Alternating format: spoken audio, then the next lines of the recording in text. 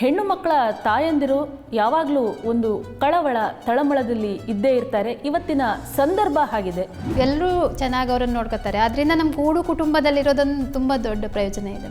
ಈಗ ನನ್ನ ಮಗಳನ್ನೇ ನಾನು ಇಂಡಿಪೆಂಡೆಂಟಾಗಿ ಬೆಳೆಸ್ತಾ ಇದ್ದೀನಿ. ಅವಳು ಎಲ್ಲಿ ಹೋದರೂ ಹಿಂಗೆ ಬರಬೇಕು ಈ ಥರ ಅಂತ ನಾವು ಅಟ್ಮಾಸ್ಫಿಯರ್ನ ಅವಳಿಗೆ ಸೇಫಾಗಿ ಮಾಡ್ತಾ ಇದ್ದೀನಿ ಅನ್ನೋ ಒಂದು ಹೆಮ್ಮೆ ಇದೆ ಮೇಡಮ್. ನಾವೆಲ್ಲರೂ ಇಲ್ಲಿ ಬಂದು ಮಿತ್ರರು. ನಮ್ಮ ಸ್ಮಾರ್ಟ್ ಸೊಸೆಯಂದರು ಸ್ಮಾರ್ಟ್ ಆಗಿ ವಾಕ್ ಮಾಡ್ತಾ ಹೋಗ್ತಾ ಇದ್ದಾರೆ.